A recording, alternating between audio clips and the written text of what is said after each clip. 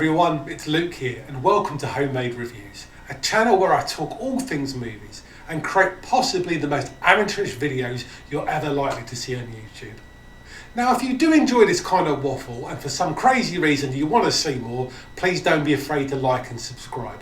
Help me get to 1,000 subscribers, that would be just lovely. Anyway, let's get to it. So a little while ago I posted a little message around what I should be reviewing next on my channel. And I'll be doing more of these, by the way, so please don't be afraid to get involved. Now, of the 4 choices, one of them was by far the most popular with a whopping 4 votes. I also suspect this review will not get masses of views, as I'm sure there's very few people really calling out for a review of a 1950s police British procedural crime movie shot in London. So for the 4 of you who voted, this is for you. You know who you are. So The Blue Lamp is a film noir filmed in 1950 and it's set in London in the late 1940s. And it's well known for being a really early example of social realism. It stays away from the bright lights and set pieces of other police crime dramas of that time. The film's title, The Blue Lamp, actually refers to blue lamps that used to sit outside every single police station in the UK. Although this is mainly a thing from the past, I do believe there are still a few examples left.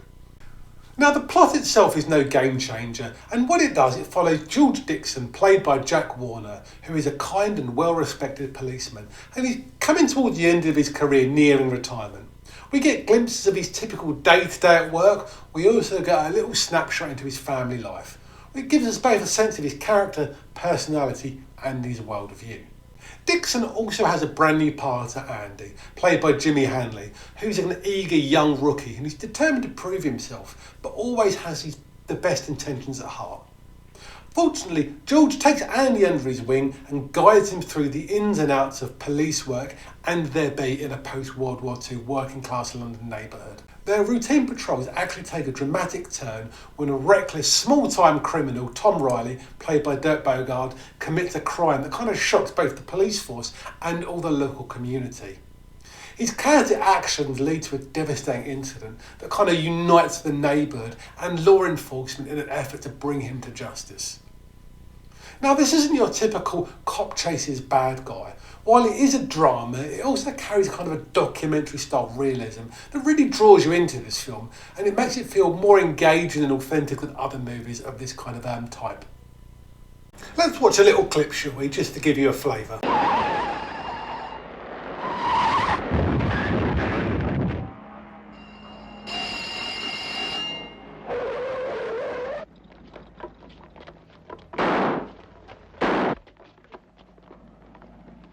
To this man, until today, the crime wave was nothing but a newspaper headline.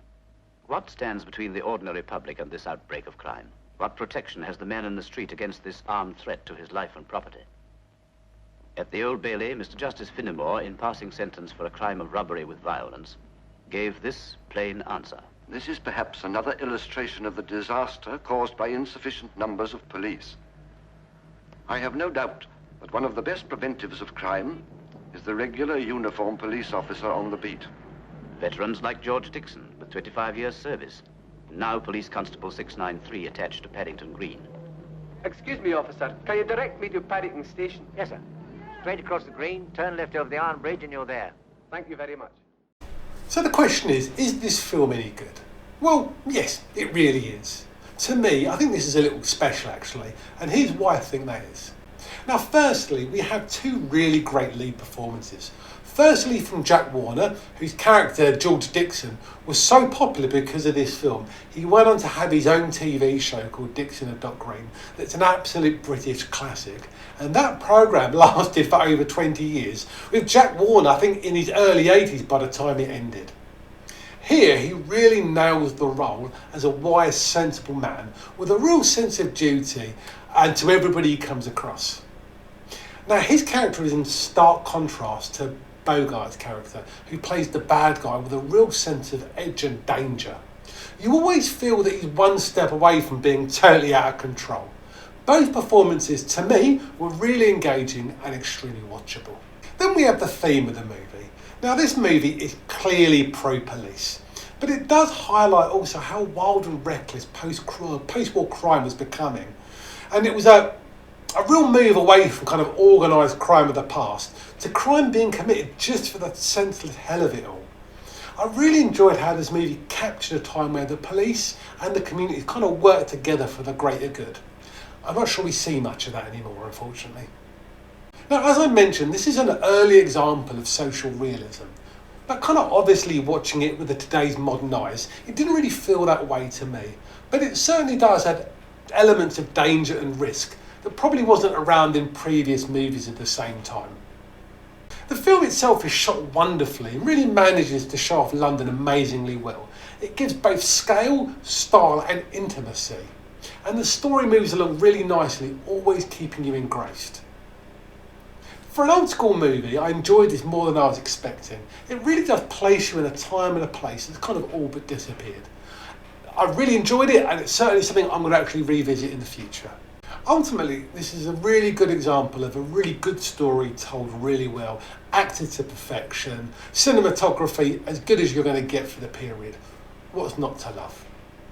Anyway, that's enough from me. Thanks very much for joining. I really appreciate it. I hope you like my mini review. Like and subscribe is always welcome. Have you seen the film? If I have, leave a comment. I'd be interested to hear your thoughts on it. Anyway, that's enough film rambling nonsense from me. Take care, everyone. Lovely to see you all. Bye for now.